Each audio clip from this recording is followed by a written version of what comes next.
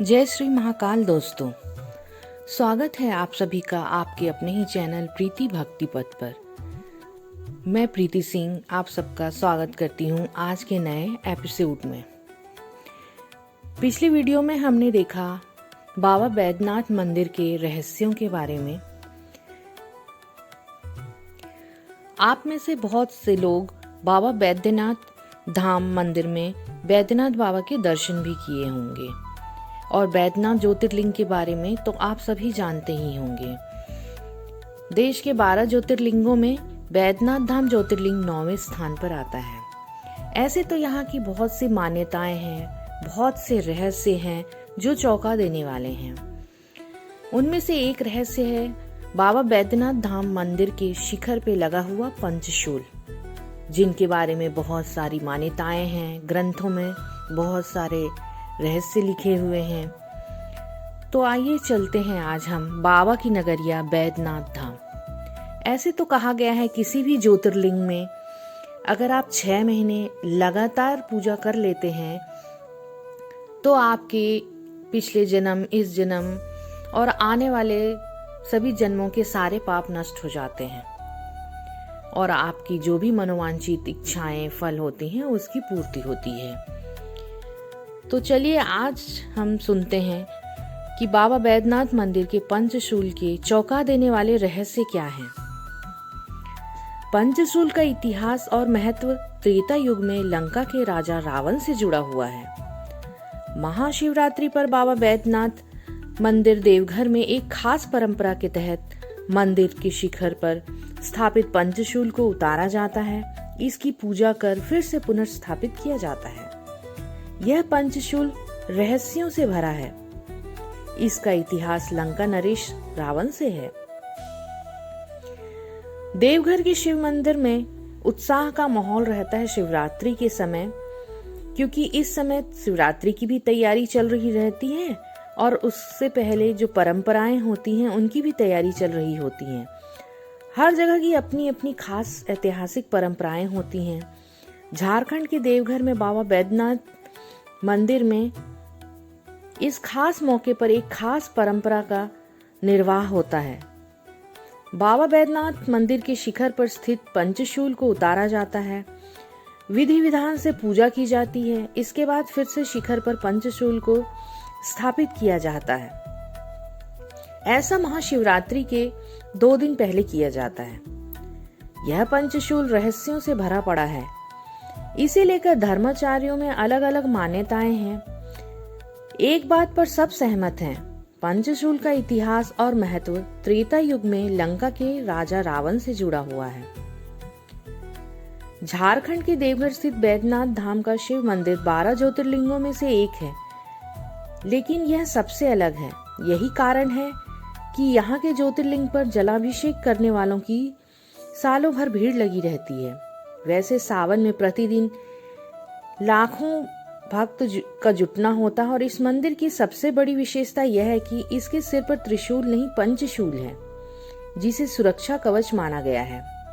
देश में सिर्फ देवघर में ही पंचशूल होने का दावा किया जाता है। धर्माचार्यों का कहना है कि शिव पुराण में ज्योतिर्लिंग की पूजा का महत्व बताया गया है। कहा गया है कि अगर कोई 6 महीने को लगातार शिव ज्योतिर्लिंग की पूजा करता है तो उसे पुनर्जन्म का कष्ट नहीं उठाना पड़ता है। ऐसी भी मान्यता है कि रावण ने सुरक्षा के लिए शिखर पर यह पंचशूल को स्थापित किया था। बैद्यनाथ मंदिर के शिखर पर लगे पंचशूल के विषय में धर्म के जानकारों को अलग अलग मत है।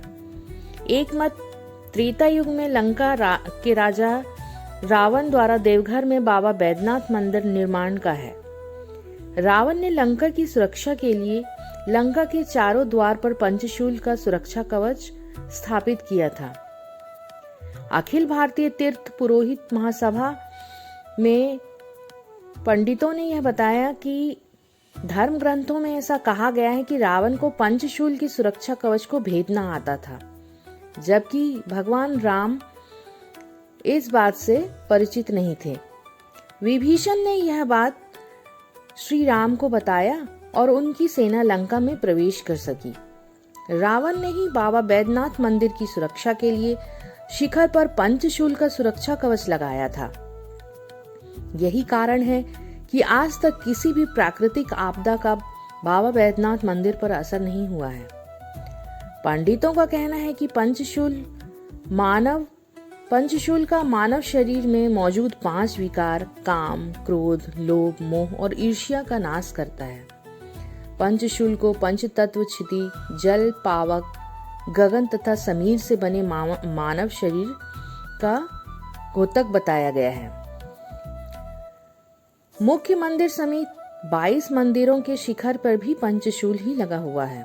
मंदिर के पंडों के मुताबिक मुख्य मंदिर में स्वर्ण कलश के ऊपर लगे पंचशूल सहित यहाँ के सभी 22 मंदिरों पर लगे पंचशूलों को साल में एक बार महाशिवरात्रि के दिन नीचे उतार लिया जाता है। सभी को एक निश्चित स्थान पर रखकर विशेष पूजा कर फिर वही स्थापित कर दिया जाता है। इस दौरान शिव और पार्वती के मंदिरों के गठबंधन को भी हटा दिया जाता है। लाल कपड़े के 2 टुकड़ों में दी गई गांठ खोल दी जाती है और महाशिवरात्रि के दिन फिर से नया गठबंधन किया जाता है। गठबंधन वाले पुराने लाल कपड़े के 2 टुकड़ों को पाने के लिए हजारों भक्त यहाँ एकत्रित होते हैं। पंचशूल को मंदिर के शिखर के नीचे लगाने और फिर ऊपर स्थापित करने का अधिकार एक ही परिवार को प्राप्त है। इस साल भी पंचशूल को नीचे उतारने और फिर पूजा कर स्थापित करने की परंपरा का विधि विधान से निर्वाह किया जाएगा। आइए जानते हैं पंचशूल और त्रिशूल में क्या फर्क है। देवघर के पंडितों के अनुसार त्रिशूल और पंचशूल के बारे में वो बताते हैं, पंचशूल सिर्फ देवघर में है। पंचशूल 5 तत्व से बना है, पृथ्वी, जल, पावक, गगन तथा समीर, जबकि त्रिशूल में 3 तत्व होते हैं, वायु, जल और अग्नि।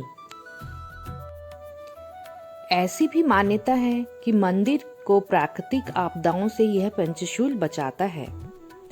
मान्यता यह भी है कि बाबा के मंदिर के शिखर पर स्थापित ये पंचशूल मनुष्य को अजेय शक्ति प्रदान करता है।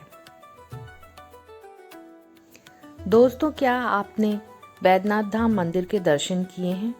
अगर हाँ, तो आप कमेंट में ज़रूर लिखें कि आपने यहाँ के दर्शन किए हैं। और अगर दर्शन नहीं किए हैं इस ज्योतिर्लिंग के, तो भविष्य में ज़रूर ही बाबा बैद्यनाथ धाम जाने का अवसर मिले तो ज़रूर ही जाएं और वहाँ बैद्यनाथ धाम बाबा का दर्शन ज़रूर करें। यहाँ जो मनोकामना लिंग है बाबा की, उनके दर्शन करने से, उनको स्पर्श करने से सभी मनोकामनाएं पूर्ण होती हैं। तो चलिए आज के वीडियो का यही विराम करते हैं और आप सबका धन्यवाद करती हूँ। वीडियो पसंद आए तो कृपया लाइक कीजिए, सब्सक्राइब कीजिए। आगे फिर हम नए सफ़र पर मिलते हैं एक नए वीडियो के साथ, एक नए तीर्थ स्थल पर। धन्यवाद।